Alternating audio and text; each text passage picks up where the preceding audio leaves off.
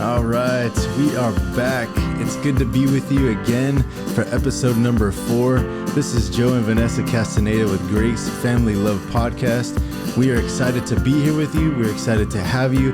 And we just really hope that as you come along with us in this journey, that you would connect and resonate and find a home here with us. So what are we looking forward to today?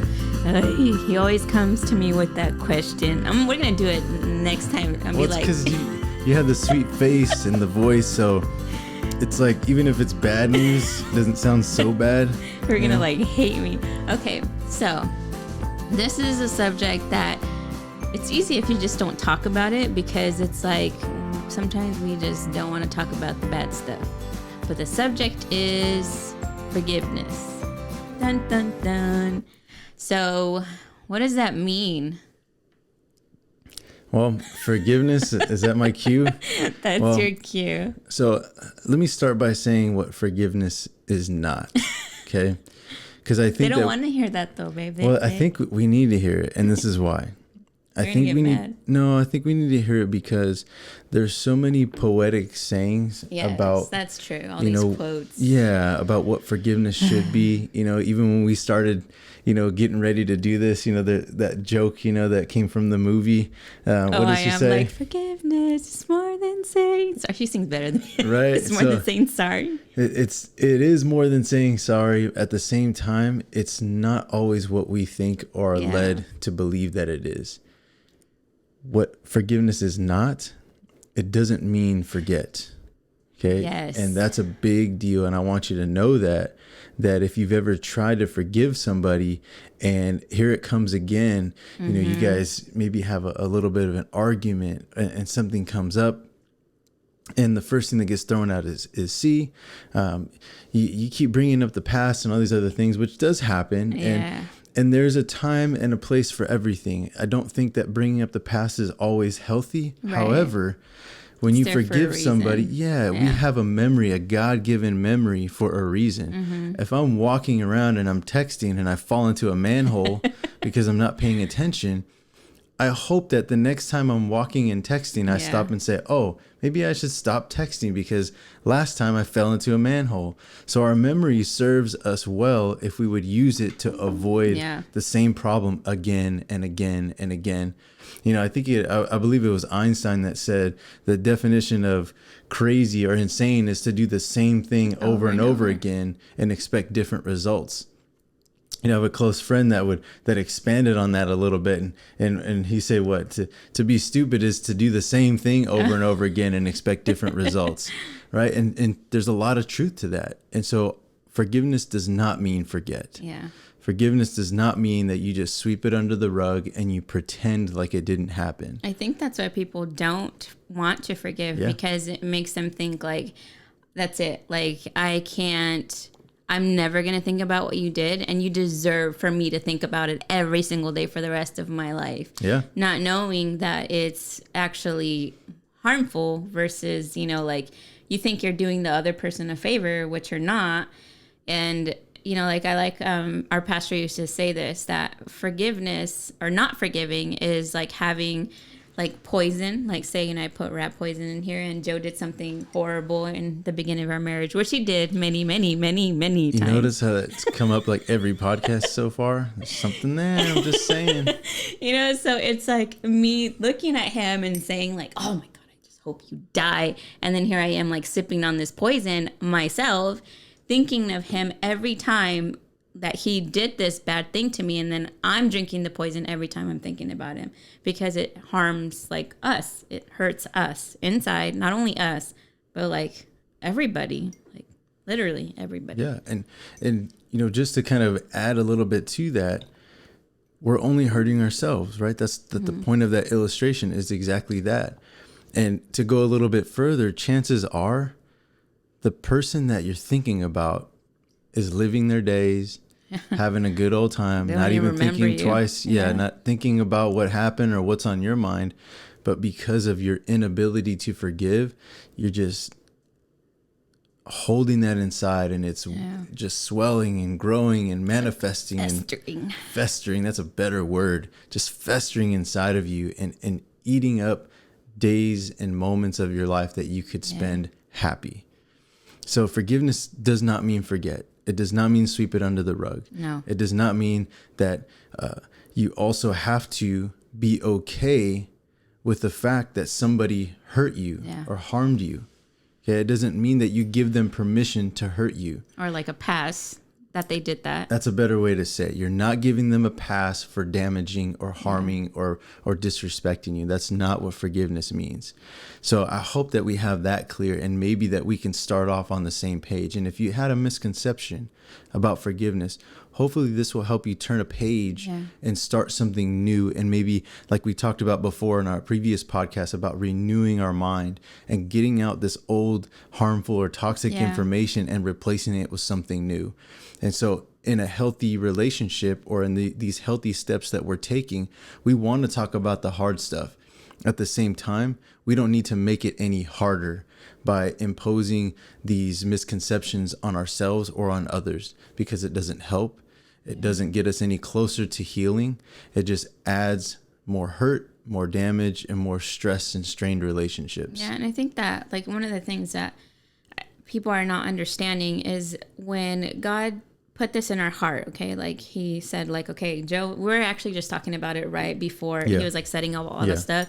She's like, man, I never thought I was going to be doing this in like a million years. And I just said, isn't it funny that like you have no idea what God has planned for you? Like zero, none. You don't, because he totally turns your life upside down. Yeah. And this information right now, if you're listening to this and you're on the other side of this, and you've been asking God, like, man, why this, why that? And you're, bam, one thing after another, because we didn't just magically thought about this, like, oh yeah, let's just talk about forgiveness. Right. It's something that God's putting in our heart. Right, for sure. Because that means what?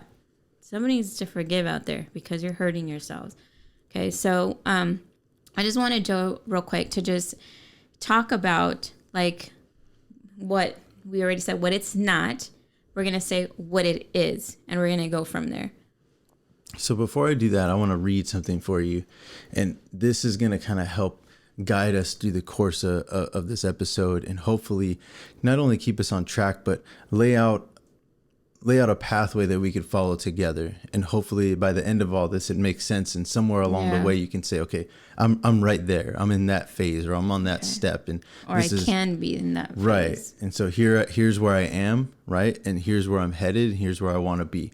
So we can come up with some sort of a game plan for this to really help ourselves out.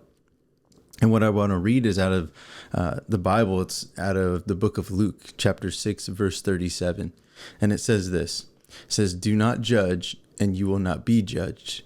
Do not condemn, and you will not be condemned. Forgive, and you will be forgiven. Okay? So it's a little bit deep here. Yeah, and it is deep. and I want to talk about just a couple of those things really briefly. Yeah. Because again, these poetic sayings that sound amazing, they sound wonderful. You know, we got these sayings that say, only God can judge me, right? Which is one that we like to use, especially when it comes to somebody pointing out our errors or our flaws. We don't like that. We don't like that. We don't like being put on blast. So the easiest response is, only God can judge me, so that we can alleviate ourselves from having to take responsibility. Yeah. So that is true. God will judge us, right? But what we have here, and we're talking in the Bible now, so I'm using this as a moral code for us and our relationship, but in general in society. It doesn't say that you don't have the right to judge. We make judgments all the time. We have to. Right, or else we find ourselves in a bad situation. A perfect simple illustration would be, if I had a chance to walk and I'm walking home and I have to choose between this really dark, rat-infested alley or this well-lit street path. Make a judgment there. I'm making a judgment. This may be dangerous for me to go this way, so therefore I will go that way. Yeah. You know, you have to make a judgment call if you're walking and you're deciding whether or not somebody's going to gain entry into your home. If you know the person and you're comfortable with them, chances are you don't have a problem saying, come on in. Yeah. If they look a little suspicious, you've never met them before and they're looking kind of crazy, I'll talk to you through the ring. Yeah. And so just leave it on the porch. Thank you. and you don't allow that person into your home. You make a judgment call, and it doesn't mean anything bad or poor against that person or yourself, but it's something that we are allowed to do, and we're given guidelines. So the guideline is, do not judge and you will not be judged. Okay. In other words, another area in the Bible, it talks about with the same measure that you judge, you will be judged. Okay. So we got to have these rules and regulations for this. Okay. If I'm going to judge somebody, or if I'm going to judge a situation, just know the same measurement that I use is going to be used against me. Yeah. And so our best bet is to treat other people how we want to be treated. Now, if I want to give somebody a fair shake and say, hey, you know what, I'm going to give you the benefit of the doubt, and that's how you want to proceed, then hopefully somebody will do the same for you and give you the benefit of the doubt. Okay. The next part, it says, do not condemn and you will not be condemned. All right. So condemn's a pretty strong word. Okay. And in this case, we're talking about expressing a deep dislike. And usually it's like in public. Yeah. Okay. And this is important because when we have not forgiven somebody and we're struggling in that area. We're going to make it known. Yeah. And especially if you think you can hide it. No. You're probably not hiding it. And if, I don't know, women are very good. They have those eyes, that's like, if looks could kill, just, man, daggers into your heart. This reminded me of a story. I went to, in the beginning of our marriage, I got to church. It was like right when we were first married. And I was so mad at Joe. And I got off my car and I'm just like, I'm going to let him have it. I was so mad. I was like stomping into the parking lot. And then my pastor, he comes and he smiles at me, and I'm just like, I'm not smiling at nobody. I am mad. I'm going to let everybody know. And he's like, whoa, whoa, whoa, whoa, whoa. Like, what's going on? I'm just like, I'm mad. Like, I'm mad at Joe. And he's just like, and like, how's that my problem? Of course, my pastor does not have no problem letting you know how it is. He's awesome. Yeah. He's just like, so why do I have to pay it? The consequences of what Joe did. Like, that's not my fault. So I'm just like, you know what? That's true. But the thing is, when we're so mad at somebody, like everybody pays it. Like everybody pays. My mom says this saying in Spanish, like the broken plate. If somebody broke the plate, it doesn't really translate good in English, but it just means Should've just said it in Spanish. Todos pagan los platos rotos. There you go. Everybody pays for the broken plates. There you go. That's better. That's actually the translation. And like I didn't even really know that because I was so young and unexperienced, and I just thought like, no, if you're mad, then you're mad at everybody, and everybody's gonna know it. And just it's maturity, Yeah, that's a good point. I think what happens deep down inside is we don't know how to talk about it up front. And so that's her way of throwing a red flag up. And almost as if she wants the whole world to know that she's upset. So somebody can say, what happened? What's wrong? Who did something to you? And she's going to... I'm going to vent. You just don't understand. Joe, it's just... He sucks. Yeah, he's a terrible husband. And I don't know what I got myself into. And then what happens? We hope that we have somebody to say, I'm so sorry. Yeah. Now we got a pity party for two, and we're just holding each other, and I'm telling her how amazing she is, and forget that guy. He's a piece of garbage anyway. You deserve better, and then he doesn't even know, right? What is he talking about? I'm just what I heard, right? So instead of just being able to talk about it in a healthy way with the person that has wronged you, we make it into this big ordeal. And what we don't really understand is that we are putting ourselves out there and we're showing too much of ourselves. We are airing our dirty laundry. And what happens is now, if you notice when he asked what happened, it didn't reflect on me. Her facial expression, her attitude, her demeanor, it was a reflection of herself. My maturity. And that's what we want for ourselves. That's what we want for you guys. We want our audience, we want our GFL fam to be able to express themselves in a healthy, mature way, because the result that you're going to get from it is a healthy, mature response that allows you to grow through the process instead of adding days and weeks and months to the hurt. Yeah. Even years, guys. Yeah, even years. Good point. And it's not to say that somebody didn't do something very wrong, that somebody didn't harm you truly, but it's more than anything to say we understand this is how we can respond in a healthy way so that you can get back to the healthy life that you are building, the healthy life that you are working towards, because in the end, you have to live with you. At the end of the night, you're the one stuck with the hurts and the thoughts and the memories, and nobody else has to deal with that the way that you do. Yeah. And each one of us deals with it in our own way, and it's a very real way. Nobody can say, "Oh, I didn't offend you," if you're offended. Happen. Right. Nobody can tell you, "Oh, it didn't turn out like that. That's not how it was," when that's how you perceived it. It's just now, what do we do with that information when we understand that we've been hurt or offended? Okay. And at the end of the verse, we're talking about that if we forgive others, then we will be forgiven. Okay. And it all comes back around to we get what we put out. We reap what we sow. So what we want is we want to sow good things so that we can reap good things. And even in the midst of our hurt, we can still do good. We can still do the right thing. And even in the middle of something very traumatic or harmful or hurtful, we can develop, we can grow, and we can work on our character in the process. And here's the beauty of it. I know it's hard to see it in the middle of the pain. I know it's hard to understand it right in the middle of the storm. But on the other side of it, right, there's some truth to that saying, what doesn't kill you makes you stronger. Yeah. And the new version of you, who benefits? You do. If you have children, your children do. If you have a spouse, your spouse does.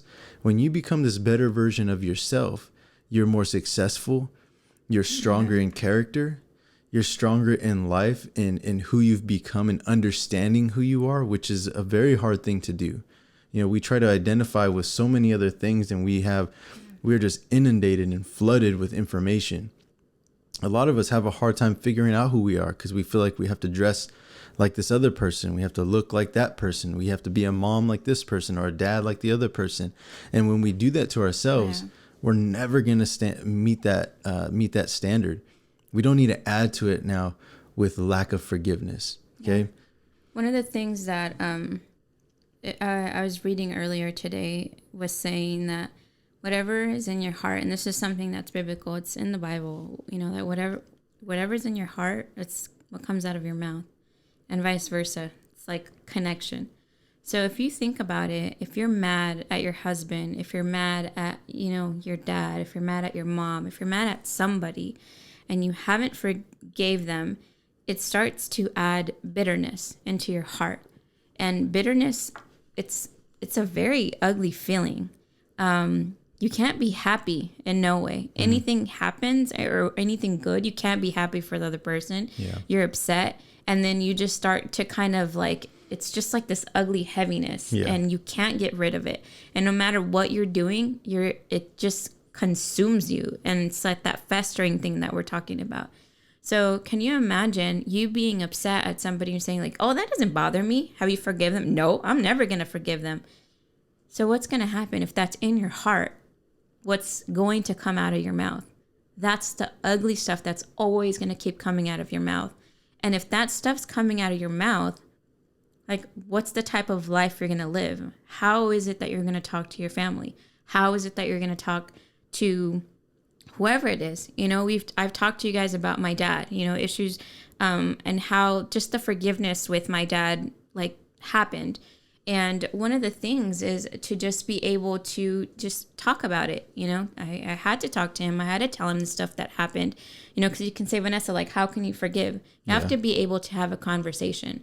There was this one time, and to me, it was like one of the biggest things that had ever happened for us in our marriage. And for Joe, it probably wasn't like such a big deal because he was like, I thought I was doing the right thing. And not too many people knew, but before Lily, I had a miscarriage. And like right before. And we were living at my mom's. And you can know what happens when you have a miscarriage. It's not fun. You're hurting. You're in pain afterwards. And there was a couples retreat. So even when you think you're a Christian couple, you're just like, oh, if you're a Christian couple, you have it all together, blah, blah, blah. It's easy to think that. It's easy to think that, but it's not. We also have to go through the process of forgiveness and also the process of moving forward. So, like we just kind of went like that. I just kind of resented him for like a long time. He said like, oh, I'm in charge of the encounter, so I gotta go. And he left. And I just stayed there by myself, like with our other young kids. So at that moment, I'm just like, holy cow, like this guy just like left me high and dry right now. And for the longest time, if you kept listening to the podcast before, like, what's my love language? It's actually being there for me. So imagine like me hurting and then losing something that was important to us, like him not being there. To me, it was just the, like, what is it called? Like the epitome of like, okay, he does not love me. This is not love. Right. So I left and I didn't talk about it for a very, very long time till one day I had to like be like, hey, like this is really bothering me. And he had to say like, man, I'm sorry, like X, Y, and Z. Like, I could have done this. Like, I'm sorry. And it's over with. But imagine like, that's only like one thing. Imagine if every time I would bring everything up every single time, like we would not be like this right now. We would not even be talking to you guys right now, to be honest, because the stuff that we did to each other is just like to be like, do you want me to help you pack for each other? Like seriously, but the point is that we need to be able to get to the point where we got to give them this chance to be able to ask for forgiveness, because if we don't talk about it, it kind of just gives them the opportunity to just be like just sitting ducks, like let me just hate you for the rest of my life. And so I'm now what would happen if it wasn't addressed is now I'd be getting beat up for everything, emotionally, mentally, in our love life, however, in every way, shape, or form. As far as our relationship is concerned, I may not even know that was the issue. That thought is in her mind. And now everything that I do, whether it's good for her, around her, near her, it's through this filter of bitterness and anger and resentment.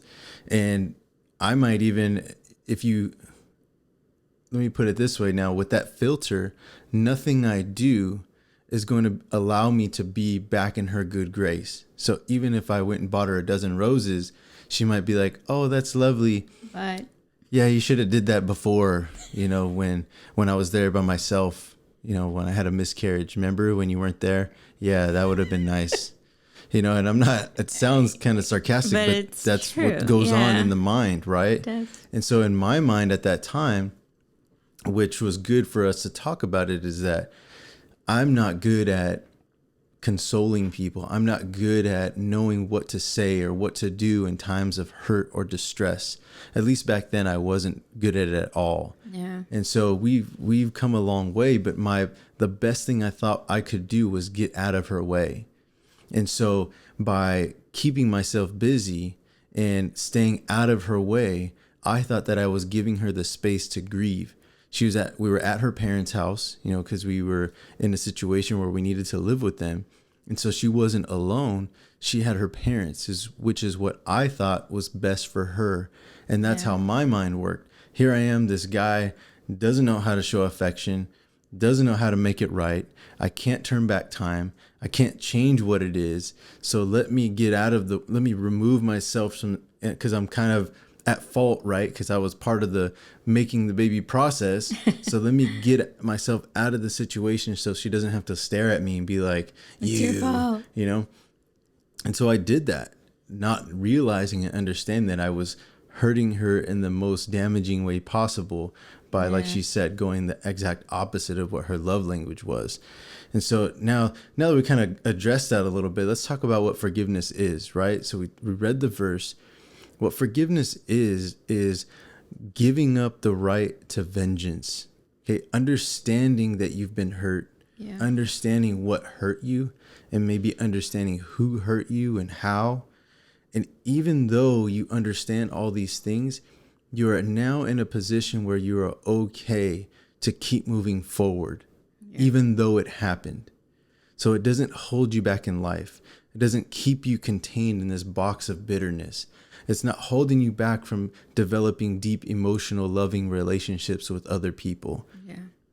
Because unfortunately, like she said, the example with my pastor, that she was upset with me and it was affecting all of her relationships. Mm-hmm. We don't want to be in a situation where if one person hurts you and now everybody else that's around you has to pay for it. Yeah. Your kids, your spouse, your family, your coworkers, your friends.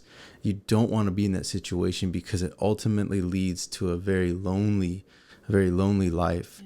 Yeah. And so again, forgiveness is being okay with what happened and being able to move forward. And again, forgiveness is more than anything, it's for you. Yeah. It's not for the other person. It's not so that the other person could feel good and like we said earlier, they can have a pass at what they did, getting by with what they did. No, it's so that you can be at peace. Mm-hmm. It's so that you can lay yourself to rest and allow yourself to breathe and have the space to be you again without having to carry this burden and this baggage that's holding you back and no one else. Yeah. So forgiveness is there so that you could be free, so that you could be liberated from this situation and this bad thing that happened along with the consequences. Yeah. So we want you to move forward. We want to be able to have these healthy relationships. We want you to be healthy. And forgiveness is a very key part of that in every aspect. Yeah. And it doesn't matter who it was. It doesn't matter how close or distant they were from you. We've all been offended. It's impossible to live in this life without being offended. Yeah. To what level we allow it to affect us is completely up to us. I can't control what she does. I can control how I respond. I can't control what she says, but I can control how I respond. I can't control if she doesn't understand that she hurt me, but I can let her know what happened, how I was hurt, and what it did to me. And at the same time, if there's an opportunity to reconcile and for her to ask me for forgiveness, me offering that and granting her forgiveness, again, it doesn't erase anything. Yeah. Okay. It doesn't say that it doesn't mean that it never happened and that I should pretend like it never did. No, yeah. It allows me now to be at peace, to move forward. And then at the same time, I can look at her like a normal person again, and without this terrible resentment and anger towards her. Yeah. And that's what we want for you guys. We want you to know too that your enemy is not your spouse. Yeah. Your kids are not your nemesis. And unfortunately, because we are in relationships together, right, as spouses and as family, if you have kids, yeah. They just know how to push our buttons. They know what makes us upset. They know how to make us angry. We know how to make each other angry. Yeah. But that doesn't mean we need to use that information to actually make each other angry. We can use that information for good. So now that I know that what her love language is, now that I understand what really means something to her and ways to show her that I love her, I could do that. Instead of me purposefully not doing it to harm her, I could do it on purpose to show her that I love her. And I want that for you guys. We had to talk about it though, one of the things I was thinking about the other day is just the fact that when you think about asking forgiveness or even talking about it, because a lot of people don't like to talk to their husbands or if they got hurt or if somebody did something, and it can be minimum or it can be like big things, like it can be from, you talked to me disrespectfully outside, that hurt my feelings, or from, you weren't there when we had a miscarriage, whatever, big or small. But the concept is still the same. And I want you to have this because like I told you, I'm very visual. Okay, so whenever, vice versa, if it's Joe coming to me with something that he needs me, to say I'm sorry for, because that's what you're going for. You're telling them that they hurt you because you want an apology. I want you to think about this. And, my pastor always says, think about the Costco customer service. Costco customer service. Okay, think about it. So when you go to Costco and you're going to return something, you say hey, this was broken. It didn't work, whatever. What do they say? I'm so sorry. Here, you know what? Here's your money back. I don't have a receipt. Oh, don't worry about your receipt. We got you covered. Here it is. They make it, as best possible. Now you go to Walmart. That's another story. It's it had a whole. It had a hole. Like, what? You can't wear it with the hole? Like, what's wrong? What's wrong with it? Or it's like, I bought it with the hole. When did you put a hole in it? Like, I didn't do it. When did you get it? Like literally, like right now. Where's your receipt? It's right here. I don't know if you got it right now. It's like, it's on the receipt. It's like, you know, so those are the two types of different ways that people come to you when they're going to ask forgiveness or to ask for an apology.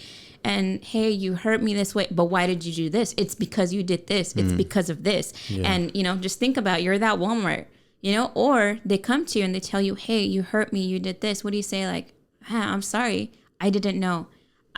Okay, what can I do better next time? How can I fix it? You know, what customer service do you want when you want that person, you know, to come to you? Like, how are you going to react? And that's one of the things that I want you to know too, because you need to forgive, but you also have damage too. You've also had done things to people that have hurt them. Your kids, your teenager, your husband, you know, your wife, your mother, your father, you know, your in-laws, and, you know, there's everybody. Everybody has hurt everybody at some point.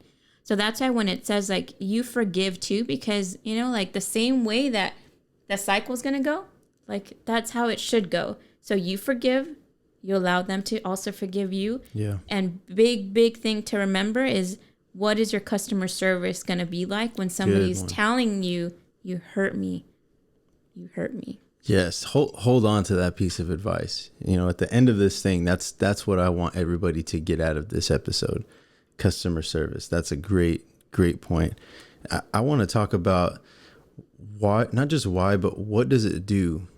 Okay, what does it do? Vanessa talked about how she kind of, this root of bitterness starts to develop by you not forgiving somebody. You know, I mentioned how you have that filter, and now every time that person that hurt you does something either around you or for you or whatever, you're looking through that lens and that filter that's damaged and that's hurt. And you can't see what it is or the effort that they're trying to make for you without bringing that back up or feeling those feelings of resentment. Yeah. But also on the other side, there is so much power in our words. And if I'm allowing this root of bitterness to consume me, now I am going to slowly but surely turn into this extremely negative person. And so that's why you have these generations of men and women that have been taught by people before them that have been hurt, you know, don't trust anybody. Yeah. All men are the same. All women are the same. You know, we have these blanket statements because people are speaking out of a place of hurt. And when we're hurt, we don't think clearly. Yeah. When we're hurt, we don't think objectively. We're not trying to look for the good in people. We just know we're hurt. I want somebody else to hurt the way that I hurt because I'm hurt. And that's it. Everybody needs to hurt. Know it. Yep. And so what we're doing is, it's not just hurting ourselves, but now we're hurting others. And even worse if it's in our own home and in our family. And now our kids are not getting the best version of us. They're getting the most negative person, you know, and they deserve every opportunity to be able to be built up and lifted up. And that's why they're in our home. We're supposed to build them up to these people that are confident, that are loving, that see the best in people and the best in the world and want to give their best and be their best. But when we're cutting them down before we even give them a chance to be something great, that's so harmful. And we're starting to create these generation after generation of damaged people. And now we got these kids or these people that follow us that are now experiencing the hurt side, the hurt part, without even being harmed yet. Yeah. Because if I'm hurt, I'm going to teach my kids, don't ever trust somebody like that. Okay, don't ever trust another woman like this. And I get it. There are times where we need to warn our kids of harmful people. Yeah. But you get my point, right? When everything is negative and it's like, see, how come you can't be more like so-and-so? How come you can't be more like this other person? This is why I never do nice things for you, because you never behave. And it may not be that hard words, guys. Yeah, it may not be that it's because of what they're doing. It may be because of our filter, because we're so hurt and we can't see the good in anything. Yeah. And that's a very discouraging and just a harmful and lonely place to be. And before we know it, nobody nobody really wants to be around us, and that's a place that I have been before, and it's not fun. Yeah. And just know that it takes time.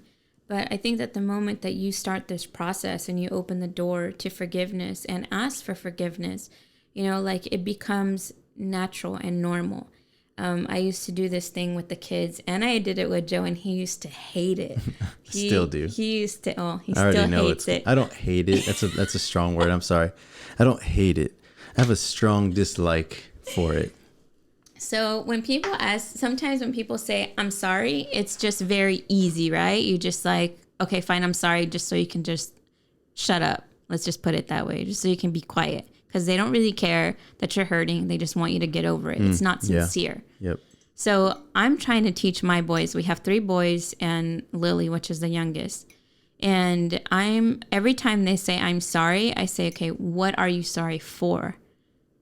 And say they hurt their brother. I'm sorry because I hurt my brother. Okay, what could you do better next time? I could not do X, Y, and Z. Okay, go tell them that. Brother, I'm sorry because I did this, and I'll try better to do it next time this way. Because what it's doing, it's actually seeing what their actions did and how it hurt the person and what could they do better next time. Versus just, I'm sorry. What? Because you're not even really thinking what was the damage. Yep. You're not even thinking what could you do better next time. It's just like, here's the Band-Aid. You know what I mean? Just be quiet. So one of the things I needed to know what Joe was sorry for. I didn't want to just hear, I'm sorry because... For everything. Yeah. Everything I've ever did wrong, I'm sorry for that. No, because, I'm serious. Like, for many years, I was always crying. So it'd be like, I'm sorry. I'm sorry. To find out, I was like, what are you sorry for, So he had to, say, okay, well, this. And so now things are different. And he actually does it on his own. Like, okay, what happened? How did I hurt you? This is this. Okay, and I'm sorry. I didn't mean to. Maybe I can do this next time. Would that make things better? Yeah, actually, that would make things better. Okay, good. So if you think about how are they actually do they really not fight? Our fights could be exactly that. We have a conversation, I'm upset because you hurt my feelings because X, Y, and Z. Okay, I'll do this to make it better, blah, blah, blah. We're done. So that's the point where we want you guys to get to, rather than it's war 1,000 and you're home by now because, you're breaking stuff, putting holes in the wall because somebody didn't put the toilet seat down. You know what I mean? Because everything's so just compiled together. Yep. So. And nobody gets from one day to the next wanting a divorce. No. Okay. And we hope that if you are in that place, that you would just give God a chance to work in your heart, to work in your marriage. And it takes one drop of anger at a time for us to get from, I love you at the altar, I'm saying my vows and I'm committed to you forever, for better or worse, richness or poor, sickness and in health. And then all of a sudden, I want a divorce. I'm done. It's not from one day to the next. And it's not because somebody left the toothpaste cap off. It's just one thing after another, one drop of anger after another, to the point where we're just fed up. Yeah. And so just realize that, please. And for us, don't look at us and think I'm never going to get there, because we've just put a lot of work and we've had so much help. Yeah. We could not have done this on our own. And just to give you an idea of where we once were is that... Are you talking about the Disney story? Oh yeah, that's coming. Why am I embarrassed? I'm going to say it first because you should be embarrassed. I am embarrassed, but that's why I'm going to say it, because I don't want you putting me on blast. So that way I can filter it a little bit from what actually happened. Oh my God. World War 1000, you could tell she exaggerates a little bit. Anyway, so when we first got married, we couldn't talk. Okay. And it wasn't because we didn't want to. I didn't know how. We did not know how. And so she would ghost me in our own apartment. And that would make me so mad. And so we'd be in the apartment for days without talking to each other. And our apartment was so small that 3 steps and I'm on the other side of the apartment. And so how is it that we could be in the same room for 3 days and not say anything to each other? Okay, hold on. Let me just... So this is what I mean. And for generations, it just goes and goes and goes, right? So my mom did this for my dad all the time. They would be mad at each other. My mom just ignored my dad. So I just literally thought that's what you do. You get mad at each other, you ignore each other, and then things get better, I guess. So that's why I would ignore him. And then, later on he finds out. But this is how you literally are training your kids. They're like little soldiers on how they're going to act in the future. Just FYI. Okay, yeah, that's true. And so she's ghosting me and I'm like, okay, I had enough of this. And so it's like we're doing that awkward dance in the hallway. And I'm like, you're not getting past me unless you tell me what the heck is going on. What did I do this time? And so, and I'm asking, I don't know. I didn't even know how to fix it, but it was just so frustrating to me that we could be in the same room and her just not talk to me. I despised that. And so that's how we used to handle things in the beginning. And then if she actually told me, it would just turn into this big fight because I didn't know how to respond anyway. So fast forward maybe a couple of months into our marriage, and we went to go meet up with our pastors because we just were not getting along, and we had no idea what we were doing. And so he says, you know what, why don't we go talk at Denny's? Why don't we just go have a cup of coffee? We can have something maybe to eat and we can talk it out. And so I don't remember the majority of what was said, but I just remember her having like a breakdown and she started crying. And a lot, guys, like in Denny's, like full blown, like blubber, having a meltdown. And so I'm going to be honest with you, I hope there's some men out there watching this so I'm not alone right now. But the first thought that came to my mind is that, oh, great. She's going to start crying and then they're going to take her side. And then here I am, the bad guy. She doesn't do anything wrong. It's only me. And that's exactly what I thought, and I didn't, for one split second did it occur to me that I was hurting. Hug her because I hurt her, none of that. I'm that was sitting next, like this close to him, guys, and just wasn't that close, but I was crying my eyes out. But it did not even occur to me to comfort her, not even a little bit, not even at all. And I'm not exaggerating. All I could think about was like, this is embarrassing. They're just gonna believe whatever she says now, and I'm the bad guy. Let's just get it over with. Joe bad, Vanessa good, and that's all I could think about. And so my pastor's like, because she's not looking, because her eyes are just like filled with tears, and she's doing this and she's crying, and he's doing the gesture, like, are you? Yeah, like come on, like. And I'm just kind of doing this. And he's just like, and so I'm looking at her like, and he's like, would you just hug her, man? Hug her. She needs you. And I look at her and I'm like, and in my mind, right, if I hug her, I'm letting her know that this is okay. And I don't believe this is okay. Again, totally missing the point. Totally not understanding that she wants my love and affection, not anybody else. I'm the one she married. I'm the one that's supposed to be that customer service that when she has a problem, she should be able to come to me and I solve the problem. If she has an issue and she has a good day or a bad day, I'm the one that she wants to come and share it with. I'm supposed to be there to be with her through thick and thin, better or worse, sickness and health, richness or poor, till death do us part. And here I am months into it and I'm already failing miserably. And so what do? And again, I don't know how to show affection very well. Okay. And so I'm like this weird, awkward guy. And so if you can just bear with me for a second. So she has her head in her hands, her face in her hands, and she's crying, she's doing this. And so I'm like, okay, like this weird, I don't know what to do. And it's sad to say it, and so I just kind of reached out and I did this. Like, he patted me like a puppy. No joke. He literally pat me like a puppy. And that was like, yes. I did it. I showed affection. See what I mean, guys? You can forgive, guys. And and now I'm thinking about it, it is embarrassing. That's pretty sad, because the one that claims, right, I would do anything for you. I'll do anything to show you that I love you. Mm-hmm. Or if somebody's looking at her, some other guy's checking her out. What are you looking at? That's my wife. She doesn't need me to do all of that. She just needs me to love her. She needs me to listen to her. She needs me to protect her. She needs me to guard her. She needs me to be there, to listen, to share the good and the bad with her, so she doesn't have to carry it alone. Yeah. And I wasn't there for her. And so, that was very bad on my part.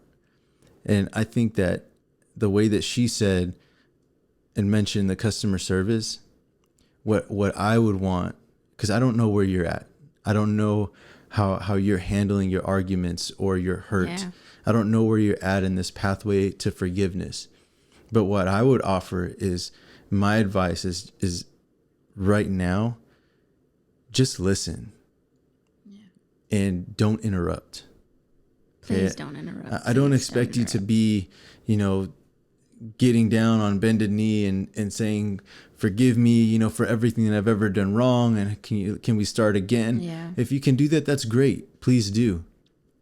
But if you're not there yet, and you're close to the beginning of our marriage, how I was, and that's okay too. Just understand where we're at, and let's work towards growth. Yeah. So the next time there's an argument, the next time he or she wants to talk, don't interrupt. Just listen. Listen to what they have to say. And if it helps, let them finish and say, this is what I think you're trying to say. Repeat it back. And if you got it right, perfect. You understood the message. If you didn't get it right, let them have another opportunity to explain it again until you get it right. Yeah. Just listening to somebody is so powerful. And a lot of times, that's all we need. Yeah. And then as for the person that's going to be talking, do me a favor and just say, you doing this action made me feel this way, made me feel sad, made me feel embarrassed, made me feel disrespected, made me feel vulnerable, etc. Like, let's pretend the thing that he was talking about, the Denny's. If we would have talked about it, I could say, you petting me made me feel so unloved. Because the thing is that you can't tell somebody, you don't feel that way. You don't feel unloved. You don't feel unhappy. You don't feel miserable. Like, you're not in that person's body. So you don't have the right to say, no, you don't feel this way. Yeah. They're their feelings. It belongs to them. So you have to just listen to how it makes them feel. Yeah. So when you're expressing yourself, please avoid using like foul language. Not only using foul language, but pointing fingers and say, you're such a whatever because you did this. No, you just focus on yourself. What did their actions make you feel? Yeah. It's not about them. Good point. It's how you're feeling and what you need from them.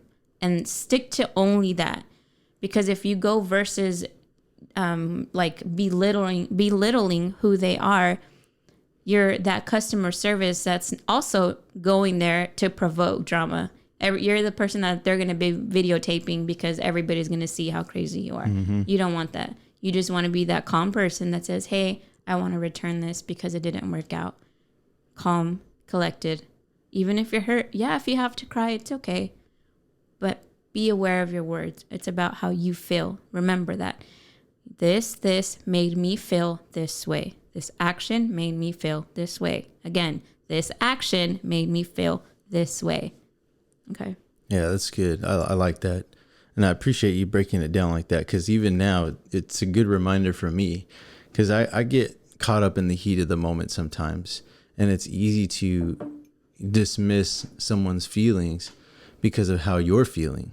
Mm-hmm. And here's just something to think about that I would offer you, is that we don't need help feeling unlovable. Mm-hmm. And when I say we, I'm not just talking about men. I'm talking about us, you and me, right? Whoever's on the other side of this.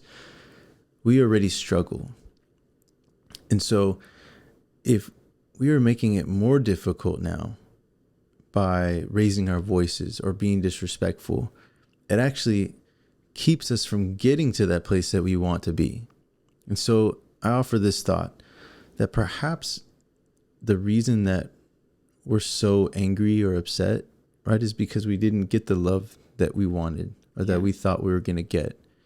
And if your spouse is the one that's hurting, a lot of times they respond in a negative way because they're just hurting. Mm-hmm. And even when you think that they don't deserve that love, it's really the time that they need your love the most. Yeah. So do your best to see past the hurt, to hear beyond the stressful tone in their voice and think, maybe they just need love. Yeah. Maybe they just need my affection at this point. And so a lot of times, if you don't know what to say, don't try to make something up. Just be there. Just hug them. Yeah. And just hold them until they say, okay, let go. And that will get you much further than trying to find the right thing to say or just make something up. Because then we run the risk of just being ingenuine or perhaps even making it worse. You know, I'm pretty good at that. I used to be somebody that even in my best attempt, I would make a situation worse. But it's only because I didn't stop to listen. I just did what I thought was the right thing to do. But without any of the help or without really any guidance, it's really difficult for us to navigate a relationship. We're just very different. Yeah. So it's okay that we don't have it all figured out. It's okay that we don't get it right all the time. Yeah. All I would say is that it's not okay if we're not trying. And so if you can just try, you know, think about where you're at on this road of forgiveness. If you need to sit down and we talked about during the threshold episode about taking an inventory, and that's just as effective now. If you find that there's somebody that's really damaged you and really hurt you, then write that down. You know, I'm not saying that you need to go address it right away. There, you know, it might be very heavy. It might be a deep, deep wound. And if that's the case, maybe start journaling about how it makes you feel, about how it made you feel, and about how you're feeling even still. And just being able to begin to express yourself in a way on paper that's healthy. Yeah. And I've noticed that I've done this a couple of times, that when I write something in the middle of my emotion, I feel so deeply about it. I don't even really remember all the things that I wrote because I'm just trying to catch all these emotions and all these thoughts. But when I come back the next day and I read it again, and it's almost like I'm hearing somebody else say it, so I'm not as caught up in the emotion, and it kind of helps me digest about maybe how I was feeling at the moment and what issues I still need to work through now. So it's very deep, but it's very helpful. And if you are somebody that needs that, please do that. You know, if like I said before, if you need to reach out to somebody and you need somebody to talk to you, we're here for you as well. Yeah. Or maybe you just need to, you know, get attached to somebody in your local community. If you have a church community, if you have resources to reach out to for some sort of counseling or help or guidance or coaching, please do that as well. It's necessary. Yeah. So we're going to close off with a prayer real quick. And we just want you to know that you can reach out to us. We're going to take the last, I think it's going to be the last, when we do our check-in on Thursdays, the last one of the month. We want to read some of your guys' comments just to see how you guys are doing. If you feel like, man, I want to share how this podcast has really helped me, so maybe you can encourage others, because this is the way that it works. Yeah. You know, you might think that, man, like, I can't help anybody. I can't do much. I wish I could. I want to help. You can, simply by your words and saying how you're doing and what you're doing and how you're moving forward and how you growing has also helped you. That encourages others to do the same. For sure. So if we can share that amongst each other on our social media, you can send us a DM. You can through Grace Family Love. Remember, it's LUV. It's all one word. Love is spelled LUV. You can email us, like I said, Instagram, Facebook, Twitter, wherever you want to find us, we're there. You can listen to us on Spotify. So you can hear this on Spotify, on iTunes, SoundCloud, and then we're working on a couple of other sites, but definitely on Podbean. Yeah. Okay. So we're here for you guys. And just know that every time that you guys message us, it encourages us to keep going, yes, to definitely. keep doing this. So please don't stop it. It means so much to us because it helps us to see how God is moving. It was so neat to see people listening from from Canada and where other place? Just different parts of the world. Yeah, it was so neat to see that. So wherever you're at, hello, welcome to our family. Yes, we love you guys. We're definitely. praying for you guys. For every person that's listening through here, like, we're praying for you guys. And absolutely. You guys mean so much to us. So we're going to close off with a quick prayer real quick. Lord, thank you for just giving us the opportunity and the means to be able to do this. Lord, we come before you just as one big family to say that we need you, we need your guidance. And I pray that whoever would be listening to this podcast would find themselves somehow identifying with us. Yes. So that we can come together and lift each other up, to build each other up, and to move forward together to make those necessary steps, not just to have a healthy and joyful life, but to live a life that is also beneficial and healthy so that we can encourage others as well. So that we can turn around and give the way that we've been given to, so that we can develop these healthy families and raise our children in a way that is edifying and encouraging. Yes. But we thank you for every listener. We thank you for every person that responds and connects with us. We thank you most of all for helping us to get to this place and putting the necessary people to help guide us as well. We thank you. We love you and praise you. In Jesus' name we pray. Amen. Amen. So stay tuned. Stay tuned for this week. We're going to have a couple of guests that's going to kind of talk about the same subject, so it can kind of help and resonate in a different way. For sure. So keep an eye out. All right, guys. Thank you for joining us. Love you, God guys. bless you. Take care, and we'll see you soon.